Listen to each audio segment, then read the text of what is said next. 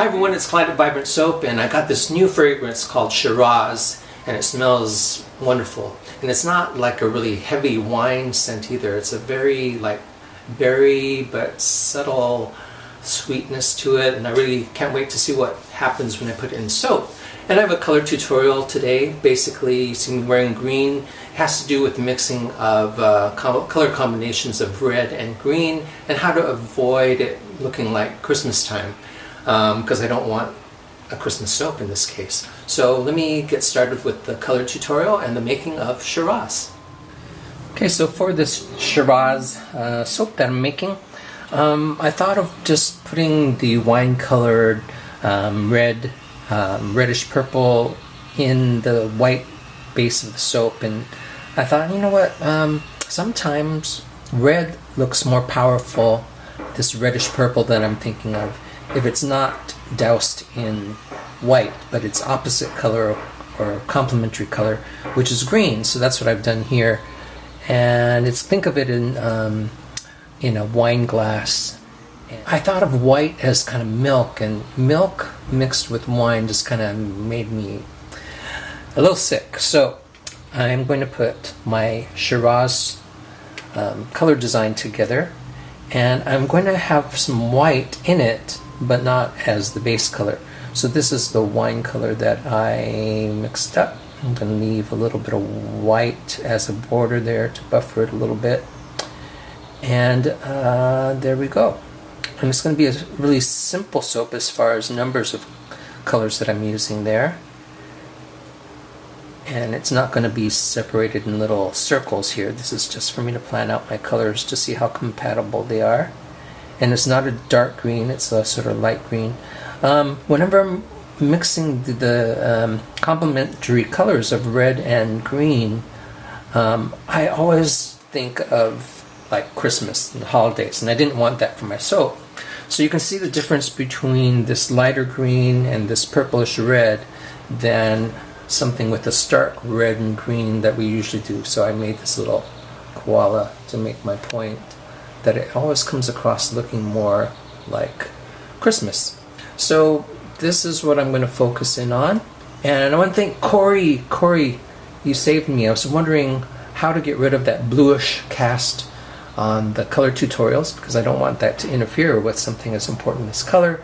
And Corey said, well, maybe put some other reference color in there like black.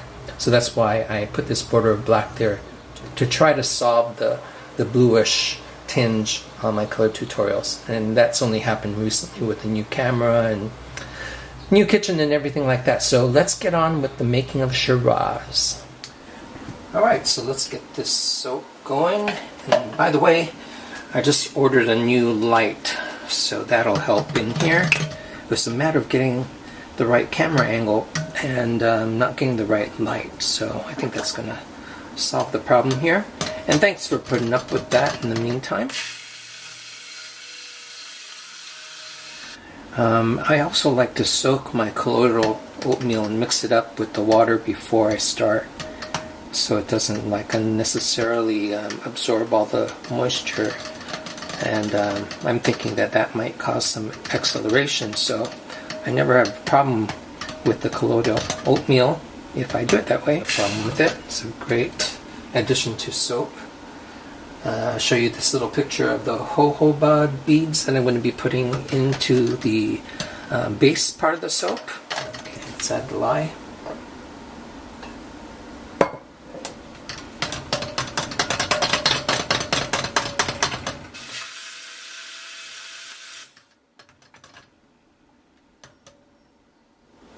Let's add the fragrance.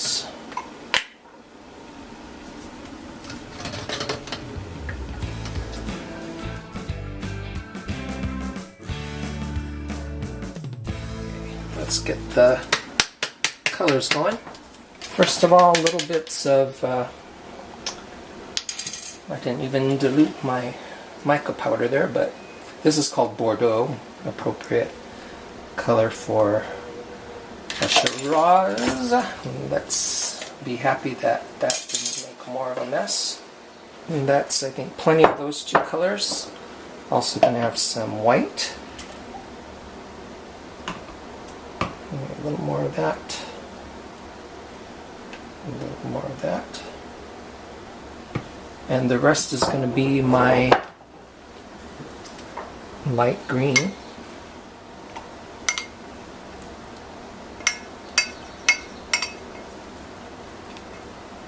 It's very light, so I think I'm going to use all the color I prepared for that.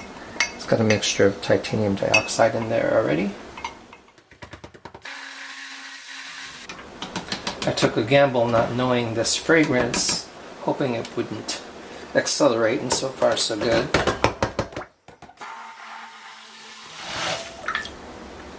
That's great. These are complementary colors, so it's important that I rinse off my blender. And I think I want that Bordeaux to be a little lighter. I didn't want to get a pastel, but I do want it lighter. Again, a pastel purple representing a wine kind of makes me nauseous to think that you're mixing like wine with milk. Alright, and here are my jojoba beads. I'm going to blend that by hand. I have mostly red but some blue in there, because I didn't have a purple, but I thought just a little hint of that. They don't show up a lot like in your face, but when you look at it and see those little specks in there and the perfect little orbs, they're kind of cool. Alright. It doesn't combine with the green either, which would make mud. They just stay separate, like little colorful specks in there, like confetti. Alright, this, just to let you know, Nature's Garden Shiraz does not accelerate. That makes me happy too.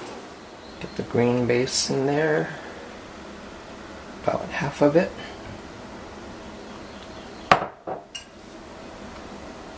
And go for the dark first.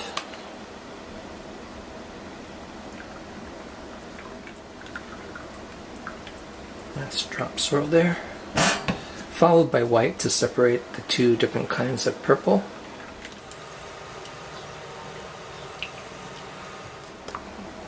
Give that a good mix.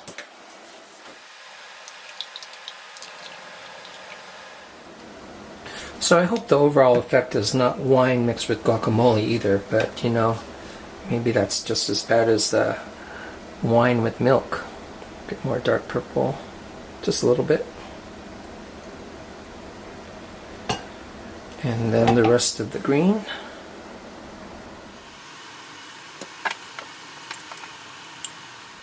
I like purple and this kind of green together. I've done that in my Lily Koi soap, if you want to look at that one. Light green and deep purples just look so nice. And you know in nature that that's going to work because you've seen purple flowers on the foliage, and sort of in passion flowers there's that light purple, dark purple, and green. It's just amazing. Trying to do a drop swirl. Let's see. And bring it close by so it stays on the top. And this is okay to just splatter on the top.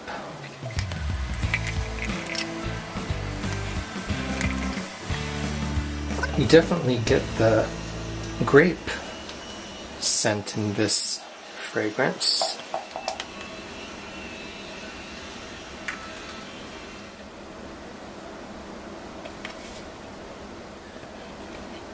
I'm using a spatula that had some purple on it already, and that's not a problem. I'm getting this lavender color that's coming out too, which is, I'd like to say I planned that, but I didn't, but I'm liking how that looks.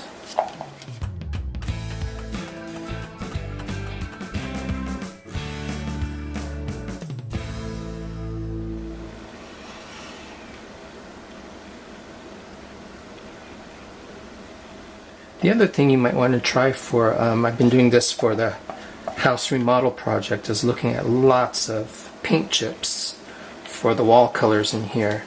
And they sell those paint chips that have combinations of the variation of that color you're getting. And You know, that's, for example, like mixing these two different kinds of purples, but it's already been done for you, and it's a really good little shortcut, I think, to get a good color scheme. I'm just going to do spirals. And I think that this one really does call out for some glitter and some salt. So this is some Merlot salt that I picked up when I went to Napa Valley. So I'll put that on there. Just a sprinkling. I think that really helps the design too, but also adds a little bit of quality to the soap, a little bit of exfoliant. That'll wear off really pretty quickly. Put some sparkle on top of that anyhow. And that's it. This is Shiraz. First time for me to use that fragrance, and I really like it. And let's see what it looks like when it's cut.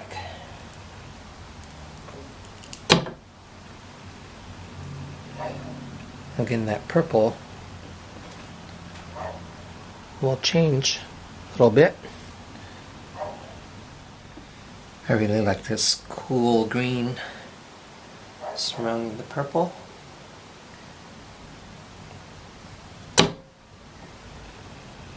And this is the time where I look at it and I think, yeah, I really do like that green, because there is a highlight of white there, and if there was white everywhere, that white wouldn't stand out there. And you can see all the jojoba beads in there.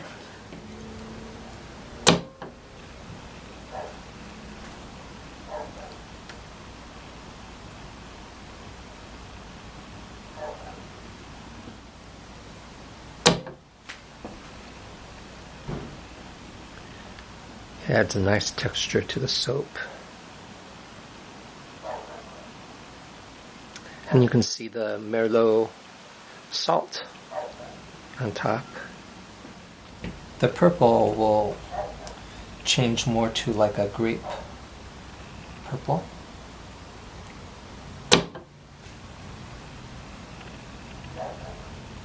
See, the places where it was close to the edge, you see that purple coming up already.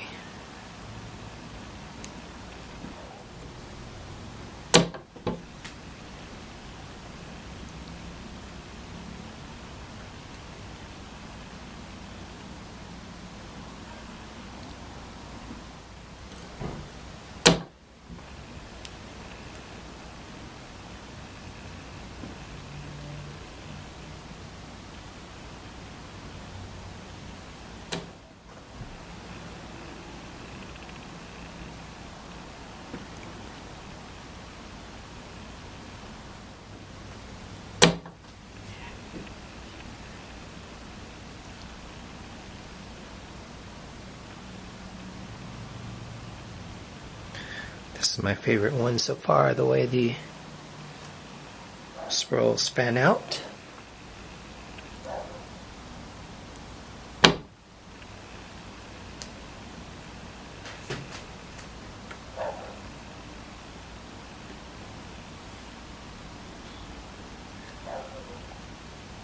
See the end cut closer to the air source, oxidized and turned into this great purple.